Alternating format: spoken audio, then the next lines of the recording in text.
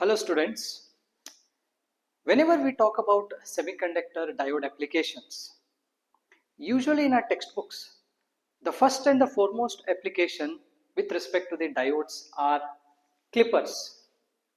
Okay, so today let's try to understand what are clippers, how do we analyze clippers. Okay, but before that, let's try to go through the definition of a clipper circuit. Well, clippers are diode-based wave shaping circuits that clip away. This word is important. Clip away in the sense that remove a certain portion of the input signal without distorting the remaining portion of the waveform. So that is very important for us to understand. Certain portion of the input signal is being removed or clipped off, whereas the remaining portion of the input signal is as it is without any distortion. Okay, fine. Now when we talk about different types of clippers, there are two types of clippers. The first one is series clippers and the second one is parallel clippers. We will try to understand how do series clippers work and how do parallel clippers work with respect to its analysis with and without a additional DC battery. Okay, so in the first case, we will try to understand how does a series clipper work without a battery, without an additional DC battery, and subsequently we will try to add a DC battery to it and then try to understand how does it work.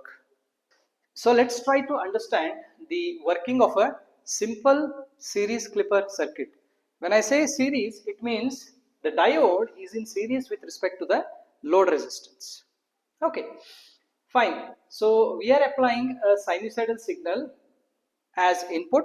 So Vi is equal to Vm sine omega of t. Now, when I just look at the input waveform, it is so that the Vm is 5 volts here. Okay, so in that case, let me just say that it is 5 sine omega of t.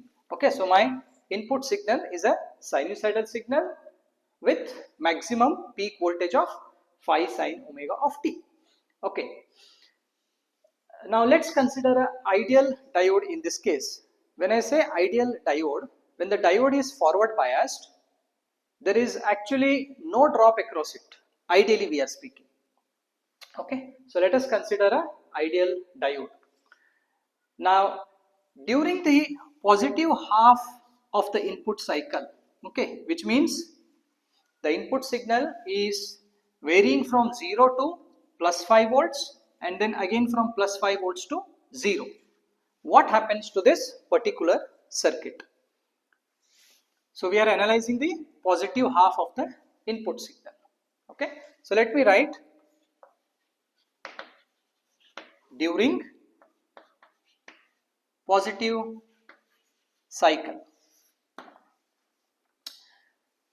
So when we are applying a positive voltage to the anode of this diode and in turn negative voltage to the cathode of the diode is forward biased. Okay, so when the diode is forward biased, it behaves as if it is a short circuit. So when the diode behaves as if it is a short circuit, current flows through the diode, okay, and then the entire positive half of the input signal has to appear across the load resistance RL. Okay, so what does it mean? Well, if you want to write it in terms of Kirchhoff's voltage law, we can write it in this way. Vi, okay, the input voltage has to drop across the diode. If I say D is the diode, then it is voltage drop across the diode plus the voltage drop across the load resistance RL. Okay, so in this case I can just consider it to be VRL or even V naught. Both mean the same thing. Because the diode is an ideal diode, when it is forward biased, there is no voltage drop and it behaves as if it is a perfect short circuit. So the drop across the diode is 0, then I can say that Vi is equal to V naught. And how much is Vi? Well, the maximum peak is plus 5 volts. So I can say that it is 5 volts. Then how does the waveform look like? Okay, so if this is the output waveform, well, during the positive half of the input signal, the output is exactly the replica of the input signal. There is absolutely no difference. Okay, so at the output side, I'll be getting the same replica of the input signal without any loss of any amplitude or voltage. Okay, so that's straightforward and simple. Now what will happen during the negative half cycle? Okay, so let me just consider during the negative half. Okay, one point to be added here is during the positive half cycle, the diode is on. Okay, so that we just need to mention it. Now during the negative half, which means we are applying negative voltage to the anode and positive voltage in turn to the cathode of the diode, which means now the diode is reverse biased. Okay, so when the diode is reverse biased, it means it is off. The diode is off. So when the diode is off, it behaves as if it is a open circuit. Okay, so when this is an open circuit, whatever input we are applying, everything drops across the open circuit and nothing appears across the load resistance RL, which means at the output side you do not get any input signal at the output side. Okay, so that means the entire negative portion of the input signal has been clipped away. Okay, so this is how we are going to get the output signal when a ideal diode is being used. However, we have to understand that ideal diodes are hypothetical. Practically, there must be some voltage drop across a diode. Okay, now it all depends on the type of the diodes. We know that if it is a silicon diode, usually we consider the drop as 0.7 volts. If it is a germanium diode, then the drop is around 0.4 volts. Okay, so now let us try to understand what will happen if an ideal diode is being replaced by a practical silicon or maybe a germanium diode. Okay, so in this case, let us consider a silicon diode. So I am going to replace the ideal diode with a silicon diode, which has a voltage drop of 0.7 volts. Okay, so let us try to understand how will this particular series clipper circuit behave. Okay, all right. So again, we'll have to start with the positive cycle. Okay, which means what will happen to the entire circuit, how much will be the voltage during the positive half of the input signal. Okay, now there is one simple concept to be understood here, and that is transition voltage. What do we mean by transition level or transition voltage? What is the opposition offered by the diode for my input signal? It could be during the positive half or it could be during the negative half. We'll have to understand the drop across the diode. Is it helping out the input signal or is it opposing the input signal? It all depends on the direction which the diode is placed. Okay, so now in this case, see, if we are considering that moving from negative to positive with respect to the convention, okay, if we consider it to be positive, then in this case we are moving from positive to negative. That means during the input half cycle, for the input signal, the drop across the diode actually opposes the input signal. Now, if it is a silicon diode, the opposition being offered is up to 0.7 volts. What does that mean? That means if I am varying my input signal from 0 till say 0.6 to 0.7, the drop across the diode opposes the input signal, which means input signal of magnitude 0.7 volts up to 0.7 volts is unable to forward bias the diode. It is only after 0.7 volts that the strength of the input signal increases that of the opposition voltage being offered by the diode, so that the diode is forcibly forward biased and it behaves like a short circuit, and then the remaining input signal will appear across the load resistance RL. Okay, so for that we'll have to understand the transition voltage. So in this case, the transition voltage, see, this particular diode behaves as if it is a battery of 0.7 volts. So this is plus minus 0.7 volts. Now with respect to the convention, is it plus 0.7 or minus 0.7? We are talking with respect to the input signal. So if I go like this, positive to negative, then it is minus 0.7. Okay, so minus 0.7 is the transition level or the transition voltage in this case. Okay, so simply we will have to make a horizontal line which is below the 0 volts level, and this is minus 0.7 volts. Okay, now what is the need for us to mark this line? Well, this actually helps us a lot in drawing the waveforms. Okay, it simplifies our task so much. Okay, so let's try to understand now. So when my input is increasing from 0 till 0.7, so I just make a vertical line for better understanding. Till 0.7, so let me just write it as 0.7. For better representation and better understanding, I am just making this vertical lines. Okay, so when my input increases from 0 to 0.7, the diode is opposing the current. Okay, which means the diode is off, it is not on.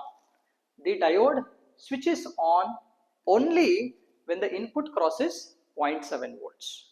Okay, so that means till this stage I do not get any input signal. It is only after this stage when the input signal increases from 0.7, 0.8, 0.9, so as till 5 volts. Okay, so in this range I will be getting the output signal. Well, this is what I am going to get. Again, when my input increases from plus 5 volts till 0.7, the diode will be forward biased and I will be getting the voltage. Okay, fine. Now, one question, okay, that we can ask ourselves is, how much of the input waveform has been clipped away? Okay, so for that we will have to understand what is the peak voltage now. Okay, yes, it's nothing but 5 volts minus 0.7 volts, right? Okay, 5 volts minus 0.7 volts. Even if we go by the KVL, it's as simple. So input signal is nothing but the drop across the diode plus the drop across the load resistance. Okay, now in this case the drop is 0.7.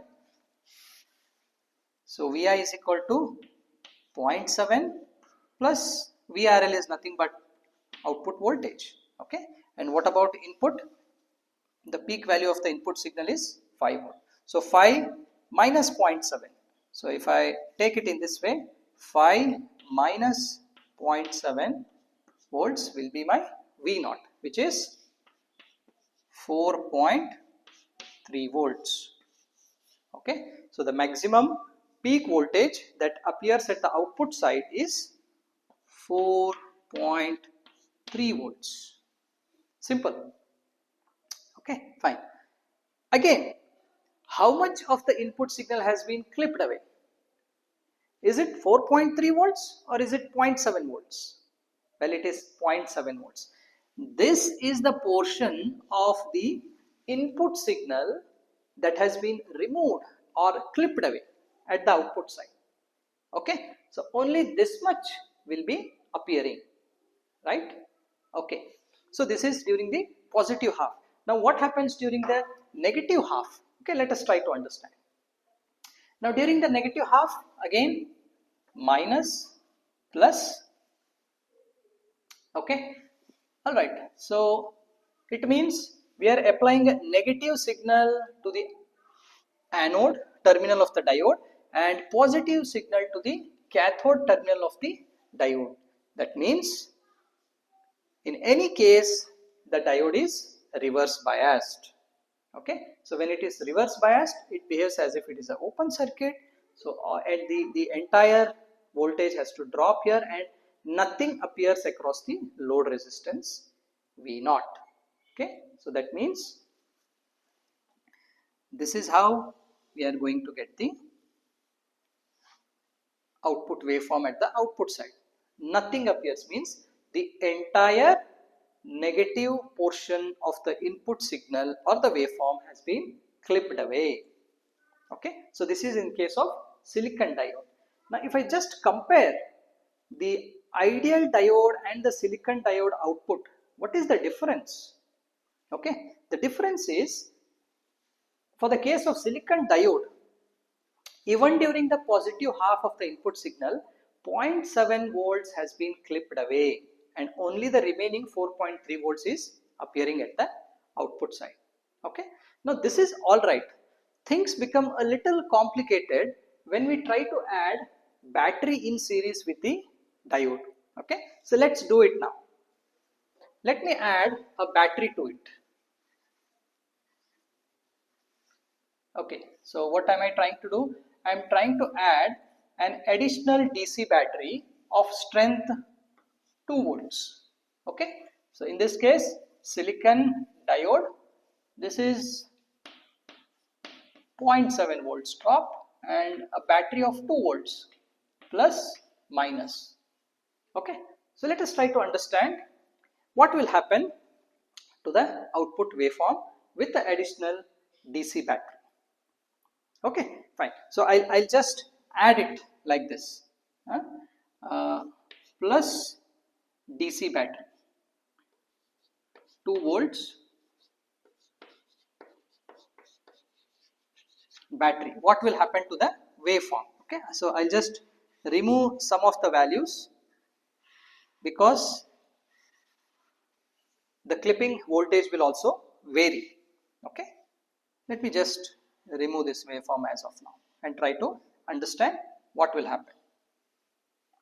Okay, so now during the positive half of the input signal, for the input voltage, what is the effective opposition being offered by the combination of DC battery plus the voltage drop across the diode? So we will have to consider the net effect.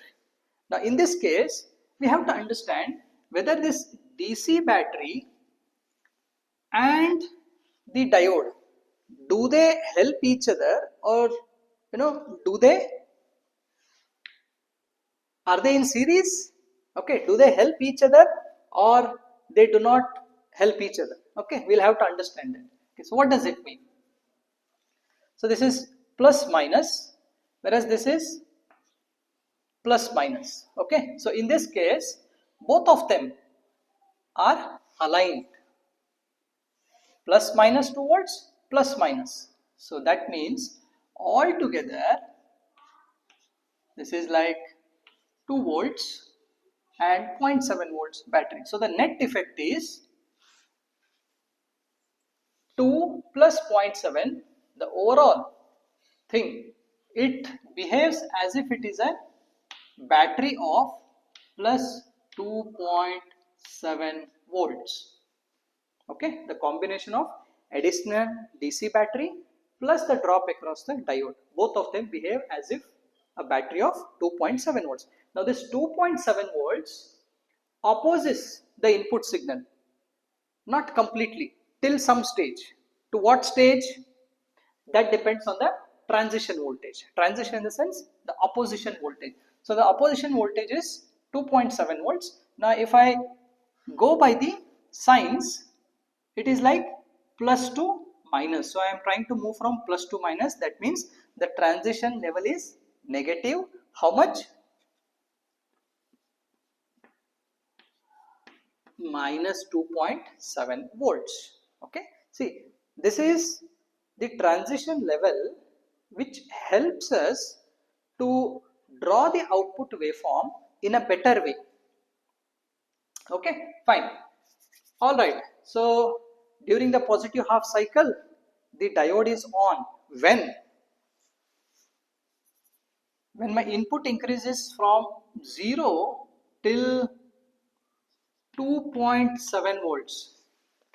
So when my input is within this range, 2.7 volts, the net effect, the overall combination actually opposes the input signal.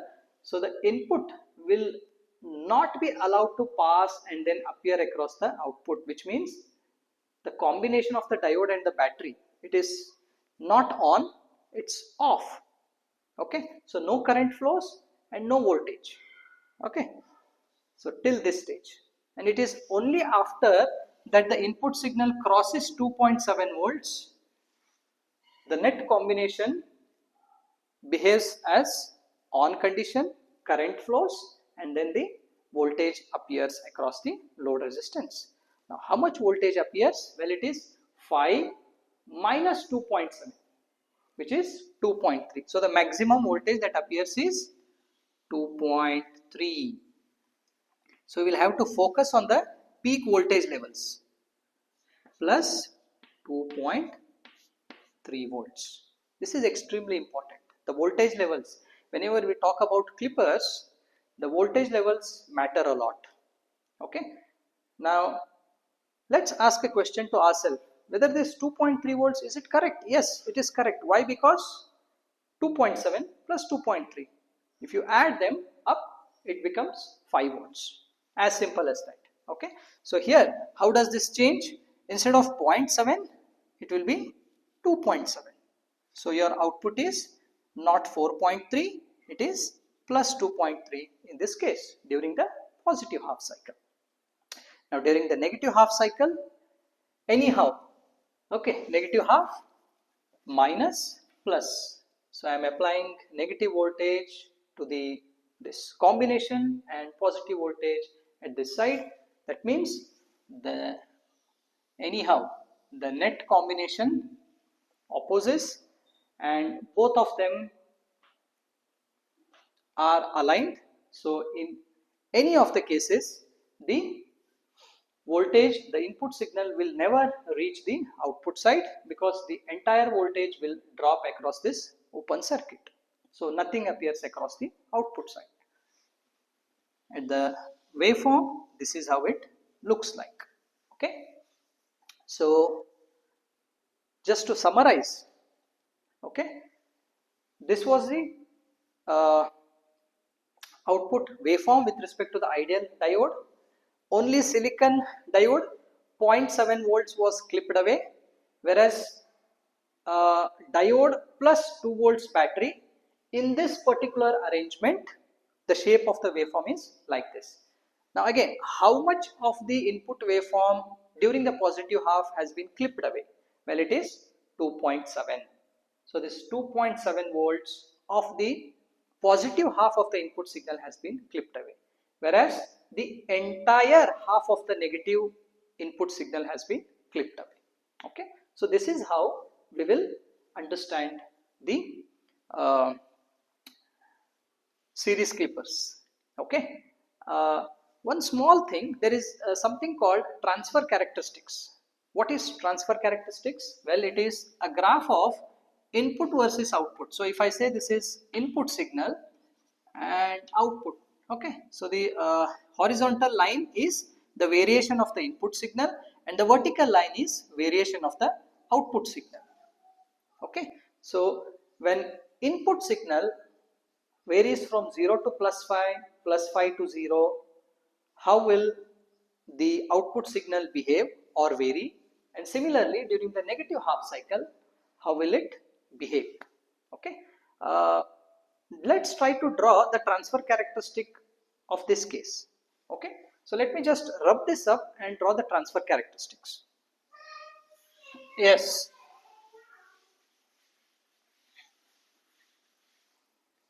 as I told, transfer characteristics is a graph of input versus output.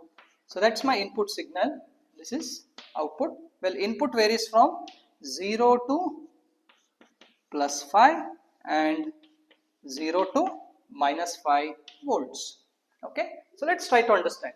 When my input signal is varying from 0 to 2.7 volts, okay, because 2.7 is my transition level.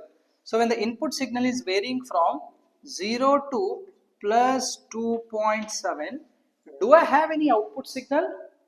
No, I do not have any output signal. That means this is how it appears. Now after that, when my input signal is varying from 2.7 volts till 5 volts, my output varies from 0 to 2.3. Okay, so I'll have to draw a line like this. When my input varies from plus 2.7 till plus 5, my output signal varies from 0 to plus 2.3 volts. Okay, so that's my transfer characteristics during the positive half. During the negative half, when my input varies from 0 to minus 5 volts, there is absolutely no output. So during the negative half cycle, there is absolutely no output, which means this is how I'll be getting. So if I want to properly highlight it, this is how the transfer characteristics looks like. Okay, so simple. Now, well, it's not all about series clippers. Okay, there is something else also. It's not the only combination.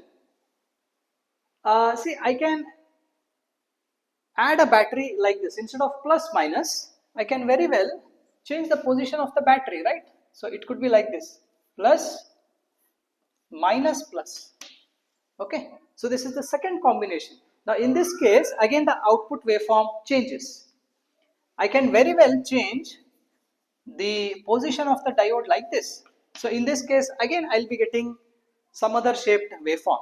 So which means in the series clippers with additional DC battery, I can get roughly around 4 different combinations for which the output waveforms will be different. Okay, so we'll have to properly understand it. We'll have to use our common sense and also our Kirchhoff's voltage law. Okay, so when we apply that, the analysis becomes simple. Okay, okay. So I hope you have understood the working of series clippers. If you have understood the concept and if you have liked it, please do share it with your friends. Subscribe to the channel for more informative videos. Thank you very much.